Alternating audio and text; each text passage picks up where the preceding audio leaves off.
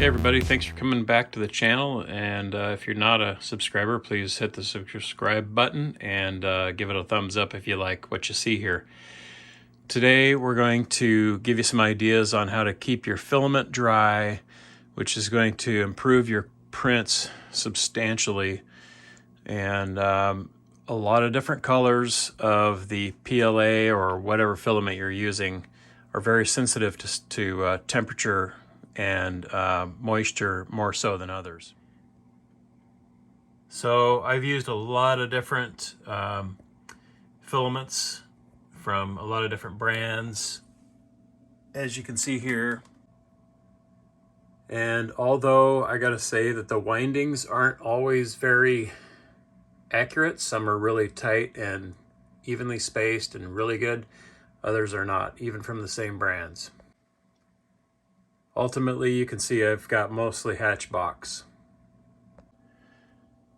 I do run an Etsy business where I sell a lot of these printable items, and so I need to have a quality product that looks good and holds up well. So anyway, moving on to the whole point of this discussion is how are you going to keep this stuff dry. So when you first get your box with your spool in it, you're going to open it up, and this isn't the original packaging, but it's going to be wrapped in a plastic wrapper, of course. White, I've found, is really sensitive to humidity, so that's the one I really focus on keeping dry. When you open up the package, you're going to have these little silica packs like this.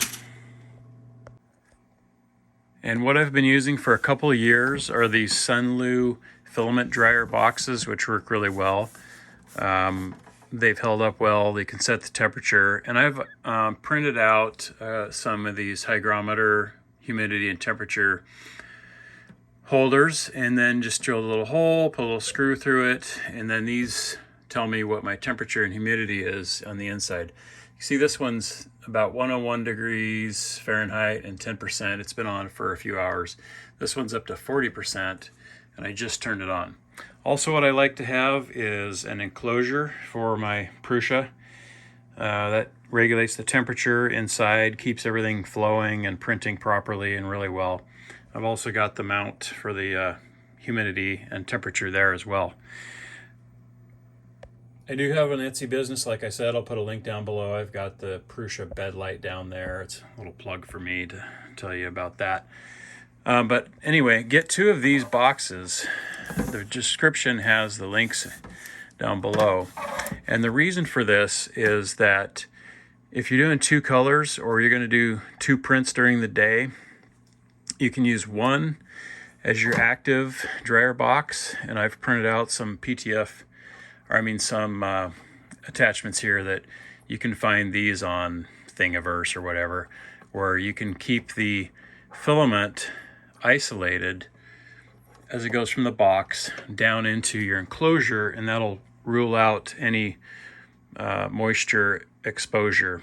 Now, if you're in a dry climate like Arizona, you probably don't have to worry about it, but if you're anywhere else, you know, that's got a humid climate like us, we're in Washington State, rains a lot, or if you're in Florida, you're going to need this stuff. So moving along here, once you get your filament out, you're going to put it inside the dryer. And what I do, like if I'm doing a print during the day, I'll get up and first thing in the morning, everybody's usually still asleep, so I turn this thing on, I let it heat up for about 2 hours, and if it's been a while since I printed, I put a spacer here, just to crack the lid a little bit for ventilation, because you need to have a little bit of airflow, because if you just have it sealed, all that humidity goes to the top, and there's a little hole here and here. It'll vent, but not as quickly as if you crack that opening a little bit, let airflow in, and that releases that humidity up through the top. So I do that for a couple hours before I print, get that humidity down to as low as you can. You can get down to 10%, is the lowest I've ever seen. But if you get down to 18, 15, you know, even 20 is okay. but 10% is perfect. And you can do that if you let it sit here long enough. And these things run for about 4 hours on their own, then they automatically shut off. Never had a problem with a fire or, you know, over temping or anything like that. So if you're only planning on one color print, you can throw your desiccant packets inside the second unit and they will not catch on fire unless there's a, you know, manufacturer's malfunction. Throw those in there. That'll get these guys dried out while you're using your filament, and then when you put them back in the bag, everything's dry and you seal it up and it'll stay that way. So the other thing that you're going to need are these 1 gallon Ziploc bags. Put a link to everything down there below in the description, as well as the hygrometer things. I got all this stuff on Amazon. These you can get these any store. So when you take your filament out of the bag, you want to roll this bag up really tight to keep moisture out of it while you're printing, and then stick it in the box, close the box up, and then I actually keep all of my filament in a cabinet. It's not sealed. Some of you use the bins and all that stuff, but I've been doing this for a couple of years. I got this damp rid, which I got on Amazon as well. Buy a couple packs of it. Keep all your filament boxes up in the cabinet and the damp rid in there as well, and it'll soak up the moisture for the most part. So you've got some protection here. You've got the cabinet a little bit less moist than your, in our case, we're in the laundry room, which is a horrible place for a 3D printer. But with all these mitigations, I've had no problems, and I can get that temperature where I need it. I can get the humidity down to 10% inside the, you know, the filament box and everything. Another thing that can help you out is to get some of these dry packs. They're desiccant or silica gel packs. Those are on Amazon as well. Everything's on Amazon, so links are all down below. I like to throw extra ones aside from the ones that came with the filament from Hatchbox that I use, just as a extra drying method. So as you guys can see, and if you've seen my other videos, you know that I did some videos on Prusa printers, and from the very beginning when I bought one through this point, and I've done a lot of mods. I got the lights up on Etsy, Prusa bed light I made and sell those on Etsy. But these are IKEA lax tables that I've printed out parts and then bought the panels here on, I think it might have been Amazon, but I've got 2 stacked here because I have files down there, and then this brings the height up to where I need it to reach. Actually, I've got 3 stacked up, so there's 1, 2, 3, and this is the perfect height for me since it's sitting on the floor. So another tip I will give you is that if you're using the same filament brand and the same types, you want to weigh it and get a little scale. Get yourself a little scale like this one, and so when you unwrap it and put the filament on there unpackaged without the silicone desiccant packets, see what the weight of your spool is. And in this case, these Hatchbox PLA spools are 1251 full.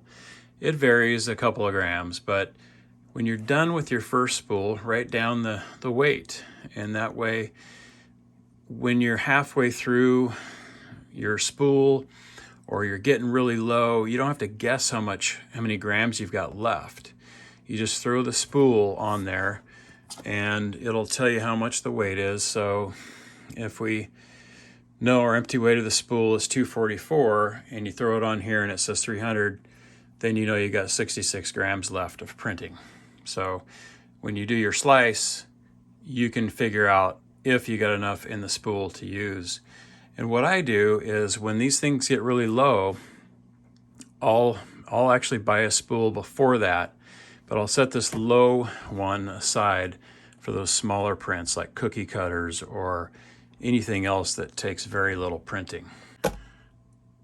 Okay, so when this thing's been sitting here for a few hours, you know, you get down between 10 and 18%. Open up the box, and then get ready to put it inside your baggie. I'm going to do this fairly quick. Don't let it sit around much. Throw your desiccant packs inside the bag. Put the filament in the bag. Seal it up to about here. And I know some of you are going to comment in this section saying don't suck the air into your lungs because it's probably toxic, but whatever. Do whatever you want, but I suck the air out fairly tight. Put the bag and the filament in the box, and then just close it up like this.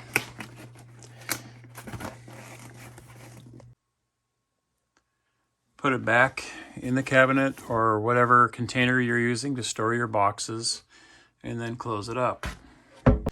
So my only real gripe about these boxes are they do not have an on-off switch.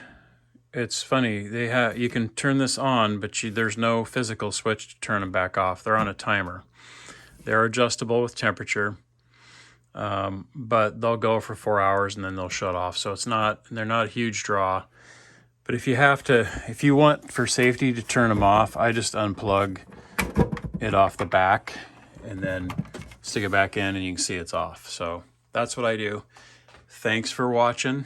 Hope you got something out of it. Sorry that the video is a little bit shaky. Kind of early right now and I had some coffee, but give it a thumbs up, a like, and follow the links in the description below for all of the things that I mentioned here in the video. Have a great day. Enjoy your printing. Thanks.